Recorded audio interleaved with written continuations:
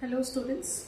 Now in the previous class we have discussed about the structure of nucleotide, structure of chromosomes, and in the last class we have discussed that the DNA is the polymer of nucleotide. Polymer of nucleotide. And the nucleotide having the three components, that is pentose sugar, nitrogenous bases,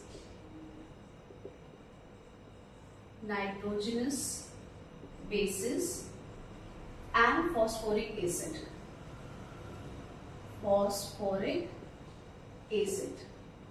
So the three components of the nucleotides are the pentose sugar, nitrogenous base, and phosphoric acid. In the previous class we have discussed about the pentose sugar. Pentose sugar, that is a 5-carbon sugar, and the 5-carbon sugar is called ribose sugar, and ribose sugar is found in the furanose ring. In the nature it is found in the furanose ring. So yesterday we have talked about the furanose ring, that is 4 carbon and 1 oxygen ring. And the ribose sugar of that is RNA, and deoxyribose sugar, that is of DNA sugar. And what is the basic difference between the DNA ribose sugar and the deoxyribose sugar, and why the deoxyribose sugar will be more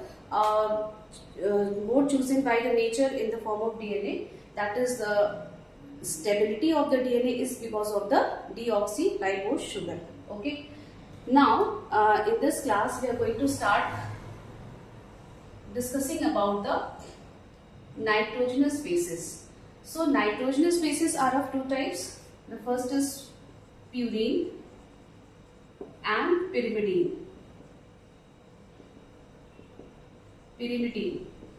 So purine base and pyrimidine base. Purine base having two bases. The first is adenine, abbreviation A will be used, and the second is guanine, that is G.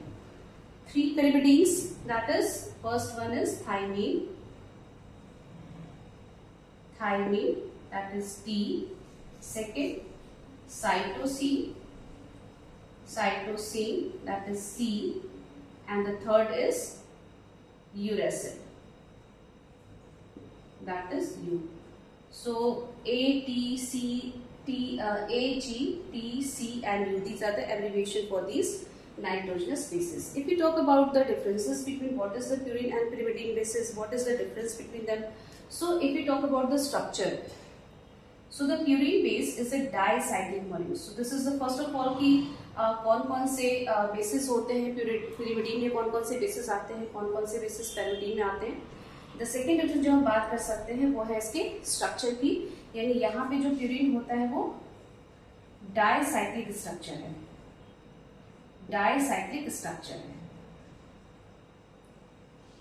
जबकि जो आपका pyrimidine होता है वो आपका monocyclic structure होता है.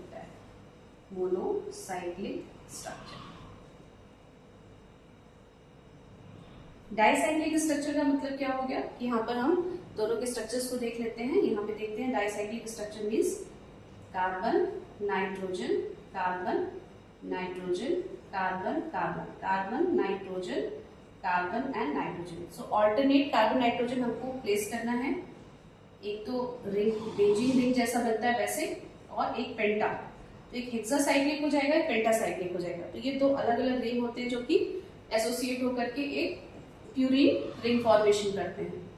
सो this is the, अब यहाँ पे अगर मोनोसाइक्लिक स्ट्रक्चर की बात करेंगे तो यहाँ पे carbon nitrogen, carbon nitrogen, carbon carbon. तो ये सिंगल जो हेक्सासाइक्लिक रिंग है that is the pyrimidine ring. So this is the dicyclic molecule purine, and this is the monocyclic molecule, that is pyrimidine. अब यहाँ पे जब हम बात करते हैं नंबरिंग की, इसको हम नंबर दे रहे हैं, तो देखिए नंबर कैसे देते हैं. यहाँ से हम प्यूरिन में स्टार्ट करेंगे. दिस इज नंबर 1, 2, 3, ये कार्बन 4, दिस इज 5 और ये हो जाएगा 6, फिर यहाँ 7, this is 8 and this is 9।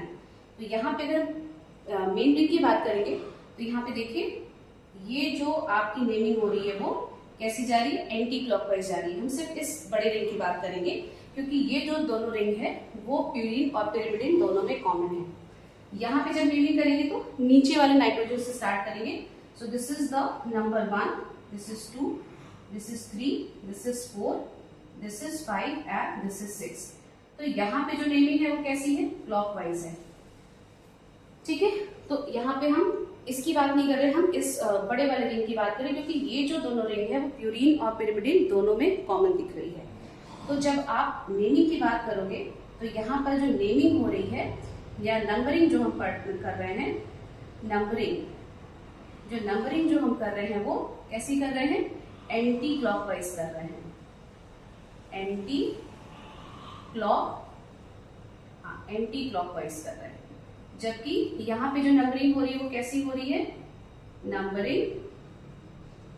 Numbering जो करेंगे वो हम कैसी करेंगे, क्लॉकवाइज करेंगे। ठीक है, तो यहाँ पे देख के समझ में आ जा रहा है कि यहाँ पे नंबरिंग ऐसी उल्टी डायरेक्शन में, घड़ी की उल्टी दिशा में हो रही है, जबकि यहाँ पर घड़ी की सीधी जैसे चलती है वैसे हो रही है। अब हम नाइट्रोजन कंपोनेंट्स की बात करेंगे कि कहाँ पे नाइट्रोजन है, कितने नाइट्रोजन है। So in purine molecule, this is the purine, यहाँ पे मैं नाम लिख दे रही हूँ, this is the purine and this is the pyrimidine. ठीक है, तो यहाँ पे जो प्यूरिन है, यहाँ पे देखिए नंबर हम देख लेते हैं, नाइट्रोजन कौन कौन से नंबर पे है और कितने हैं। तो 1 पोजीशन पे, 3 पोजीशन पे, 1, 3, यहाँ पे देखिए 7 और दैट इज 9। तो यहाँ पे 4 नाइट्रोजन आपको मॉलिक्यूल्स मिलेंगे, 4 नाइट्रोजन एटम्स मिलेंगे। कौन कौन से पोजीशन पे, 1, 3, 7 और 9। जबकि यहाँ पे नाइट्रोजन कौन कौन से नंबर पे मिलेगा और कितने मिलेंगे, nitrogen eight number 1 and 3। So 1 and 3, तो यहाँ पे 2 ही नाइट्रोजन है पिरिमिडिन में, एक 1 पोजीशन पे है और एक 3rd पोजीशन पे है। जबकि यहाँ पे 1 पे है, 3rd पे है, 7 पे है और 9 पे है। ठीक है, तो ये आपका हो गया, that is the detail of the purine and pyrimidine. अब जब यहाँ पे हम बात करते हैं पेयरिंग की, तो पेयरिंग जो होती है वो प्यूरिन और पिरिमिडिन की होती है। हालांकि इसको बेस पेयर रूल्स पे भी पढ़ सकते हैं। तो हमेशा जो प्यूरिन होता है always base pairs with pyrimidine.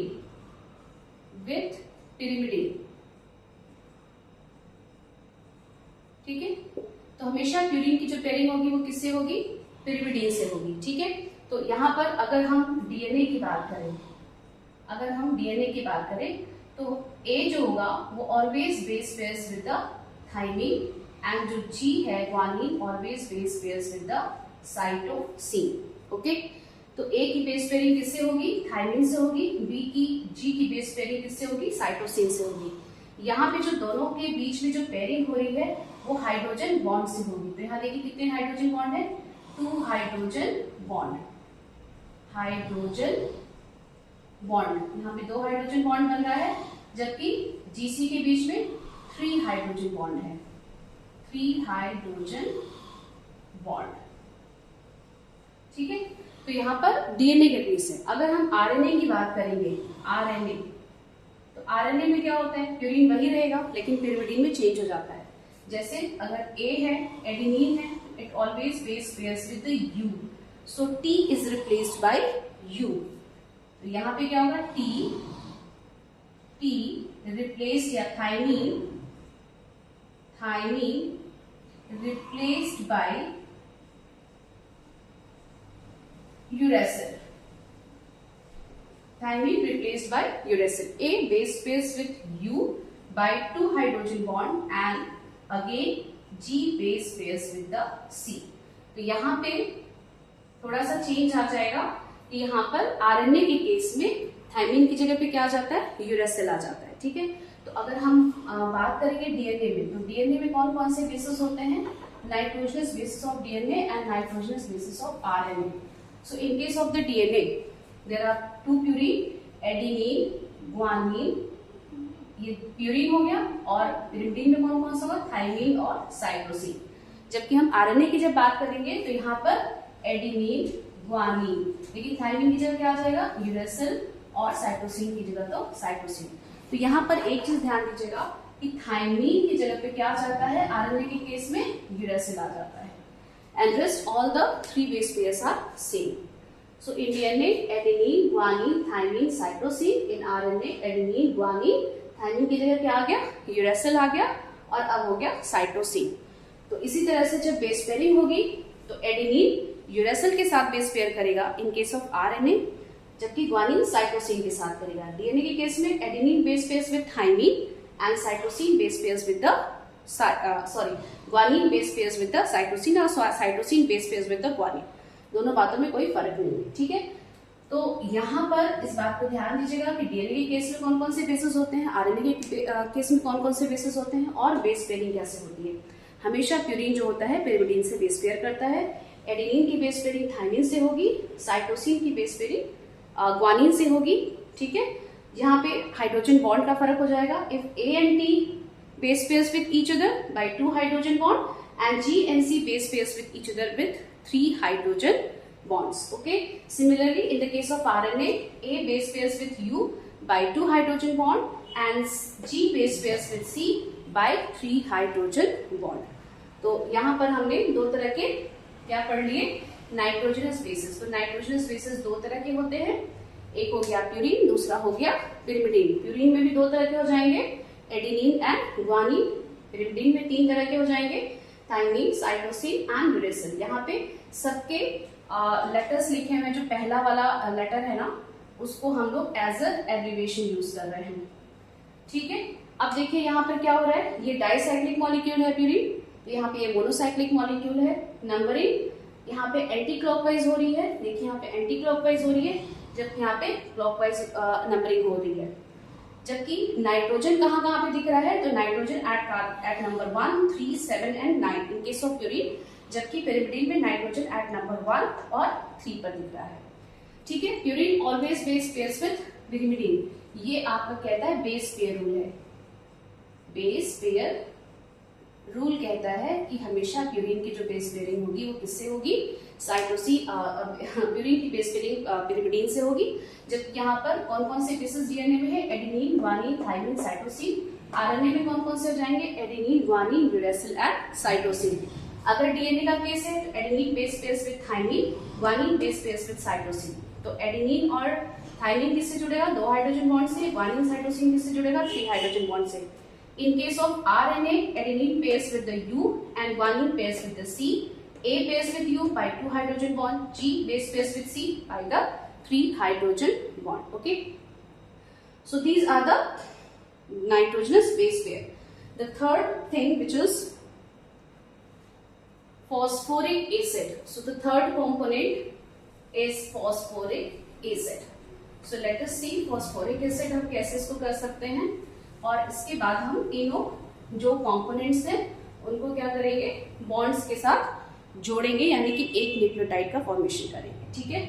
तो phosphoric acid nothing is that is H3PO4, simple formula H3PO4। और अगर इसको हम ड्रॉ करते हैं तो फॉस्फेट सेंटर में होगा, that is OH OH OH and double bond O. So this is the simple structure of phosphoric acid. Okay, now अब यहाँ पर देखिए न्यूक्लियोटाइड की हमने बात की है कि न्यूक्लियोटाइड क्या होता है, दैट इज द 3 कंपोनेंट्स, और तीनों जो होते हैं आपस में बॉन्ड से जुड़ जाते हैं। तो पहले छोटा सा एक बॉन्ड सिंपल सा बना के समझ लेते हैं। तो यहाँ पे देखिए न्यूक्लियोटाइड क्या है, न्यूक्लियोटाइड। तो न्यूक्लियोटाइड का क्या मतलब होता है, that is a pentose sugar. Pentose sugar से क्या जुड़ेगा आपका, फॉस्फोरिक। पेंटोज शुगर से क्या जुड़ेगा, नाइट्रोजनस बेस जुड़ता है, और इधर पेंटोज शुगर से क्या जुड़ेगा, फॉस्फोरिक एसिड यानी फॉस्फेट ग्रुप जुड़ जाता है। तो बीच में होगा आपका पेंटोज शुगर, इधर नाइट्रोजनस बेस और इधर phosphoric acid. Pentose sugar bonds make the bond with the nitrogenous base by N glycosidic bond, N glycosidic bond, यहाँ पे एन ग्लाइकोसिडिक बॉन्ड होता है, ठीक है, जबकि phosphoric pentose sugar phosphoric acid से कौन सा बॉन्ड बनाता है, फॉस्फोडाइएस्टर बॉन्ड, फॉस्फोडाइएस्टर बॉन्ड, ठीक है। तो यहाँ पे दो तरह के बॉन्ड बनेंगे, यानी ये तीनों चीजें हमने जोड़ दी, that is pentose sugar nitrogenous bases phosphoric acid, pentose sugar से नाइट्रोजनस बेस किस बॉन्ड से जुड़ेगा, एन ग्लाइकोसिडिक बॉन्ड से, जबकि ये फॉस्फेट से कैसे जुड़ेगा, फॉस्फोडाइएस्टर बॉन्ड। तो इन तीनों को मिला के क्या कहेंगे, न्यूक्लियोटाइड। एक और टर्म जो बार बार एग्जाम में पूछा जाता है, that is called nucleoside. Nucleoside, तो न्यूक्लियोसाइड क्या होता है, यहाँ पे एक चीज हम क्या करेंगे, साइड कर देंगे, ठीक है, यहाँ लिखा हुआ है साइड, तो साइड मतलब हमें कोई एक चीज साइड करनी है, तो क्या चीज साइड करेंगे, यानी यहाँ पे हम फॉस्फेट ग्रुप को साइड करेंगे, यानी कि पेंटोज शुगर और नाइट्रोजनस बेस दोनों को मिला के क्या कहते हैं, nucleoside. Both is called both bonds with each other, और यहाँ पे बॉन्ड वही बनेगा, that is N glycosidic bond, N glycosidic bond, यहाँ पे बॉन्ड वही होगा, N glycosidic bond. So this is nucleotide and this is the nucleoside. This is very very important, frequently asked in the examination कि nucleotide क्या होता है और nucleoside क्या होता है। अब यहाँ पर हम इसको बॉन्ड बना करके और इसको जोड़ने की कोशिश करेंगे कि किस तरह से एक न्यूक्लियोटाइड किस तरह से बॉन्ड बनता है और यहाँ पर जुड़ता है।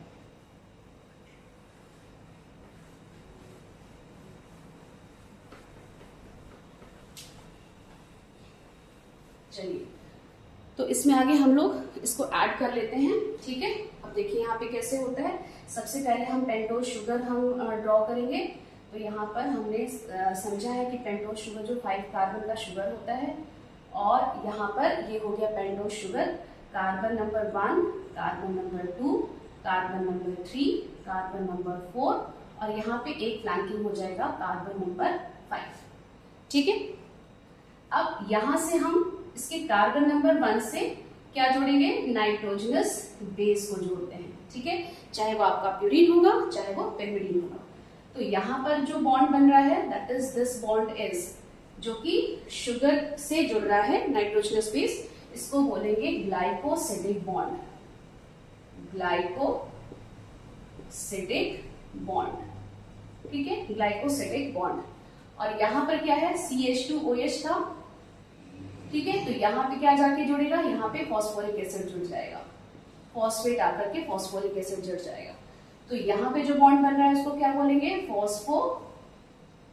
फॉस्फोडाइएस्टर बॉन्ड, फॉस्फोडाइएस्टर बॉन्ड, ठीक है।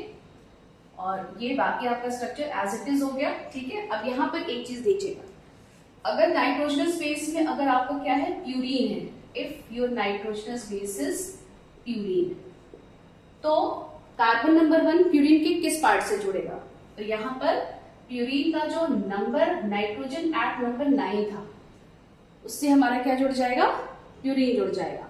So carbon number 1 binds with the N9 of purine, ठीक है। और अगर हमारा नाइट्रोजनस बेस क्या है, पिरिमिडीन है,